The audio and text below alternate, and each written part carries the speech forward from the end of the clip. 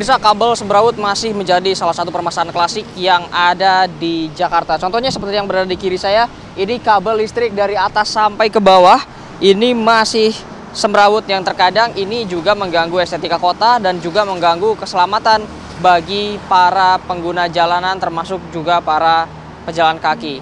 Namun saat ini pemerintah Jakarta ini sudah akan menjalankan kembali proyek SJUT atau sistem jaringan utilitas terpadu, yang mana kabel-kabel ini nantinya akan dimasukkan ke bawah tanah untuk memperbaiki estetika kota dan juga menambah keselamatan bagi para pengguna jalan. Tadinya memang ini sebuah program yang sudah dicanangkan sejak lama, namun terhalang oleh beberapa faktor. Ini selain terhalang oleh izin, juga terhalang oleh beberapa faktor lainnya yang kini sudah dipastikan akan mulai dikerjakan kembali. Baik SDM maupun dana sudah dipersiapkan, namun bagaimana nanti pengimplementasian dari proyek SJUT ini, saya akan membahasnya lebih dalam di garis batas. Ikuti saya, pemirsa.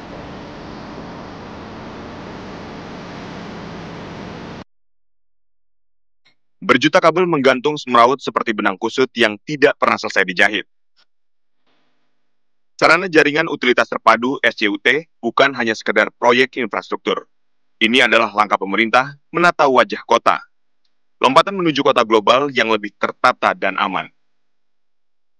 Kita ini kan bisa dibilang ketinggalan dari daerah-daerah sekitar kita seperti Tangerang, ya kan, dan Jakarta ini rasa-rasanya sudah tidak pantas lagi kalau kabel-kabel itu berada di atas. Dan memang ini menjadi prioritas dan tentu masuk ke dalam RPJMD yang kemudian ke depan akan terus dikerjakan dan diselesaikan. Ada daerah yang diprioritaskan ya sih Pak, mungkin titik-titik yang harus awal gitu?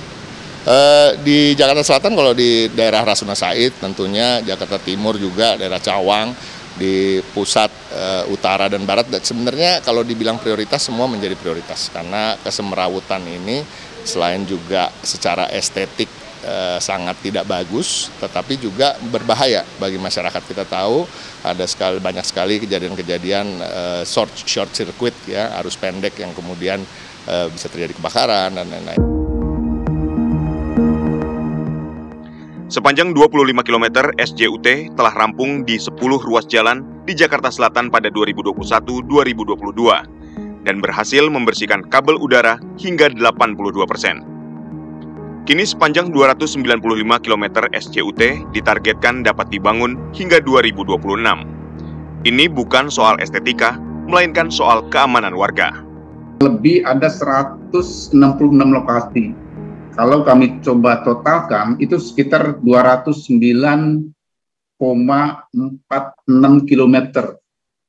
Lokasinya sekitar 166 lokasi jalan, kalau panjangnya sekitar 209,46 km. Artinya kita memang secara bertahap dan berkesinambungan mencoba melakukan perapian kabel udara. Nah, selain dilakukan proses penurunan kabel udara bersama dengan kegiatan relokasi, Pemda DKI juga melakukan penataan dengan konsep SJUT atau sarana jaringan utilitas terpadu. Ini kalau Pak Alvin misalnya melihat lokasi-lokasi di Jakarta Selatan, kita ada beberapa lokasi, ada kurang lebih 10 lokasi di Jakarta Selatan yang sudah sepenuhnya bisa menurunkan kabel-kabel udara.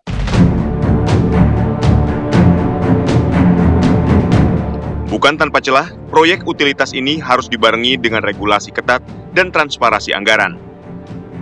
Berharap pada tahun ini 2025, Raperda tersebut dapat segera disahkan oleh teman-teman DPRD agar apa? Agar Dinas Bina Marga dapat bekerja dengan payung hukum yang jelas, ya.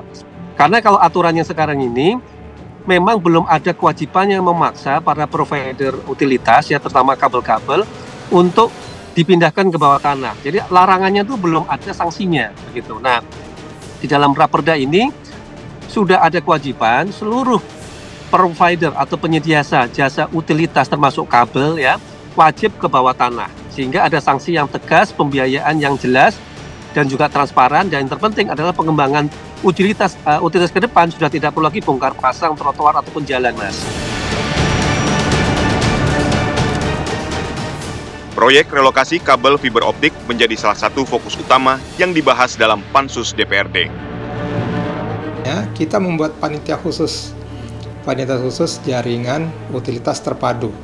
Jadi sistem jaringan utilitas terpadu SJUT adalah bagaimana kita buat supaya seluruh jaringan utilitas itu, baik dia telepon, listrik, kemudian kabel internet, dan kabel-kabel lain, bahkan kemudian nanti bisa disatukan juga dengan PAM, air, kemudian dengan PAL, air limbah, ya.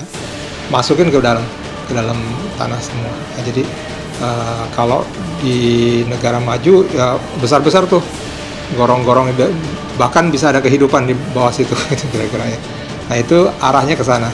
Cuman kemudian memang kita belum bisa bikin gorong-gorong yang besar karena itu harus ada kajian dulu bagaimana kesiapan di tanah Jakarta untuk dibuat terowongan.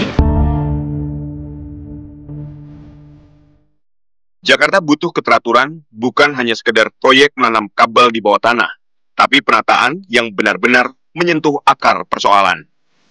Bagi warga yang terpenting bukan di mana kabel berada, namun sejauh mana keamanan, estetika, dan hak atas kota ini dijaga.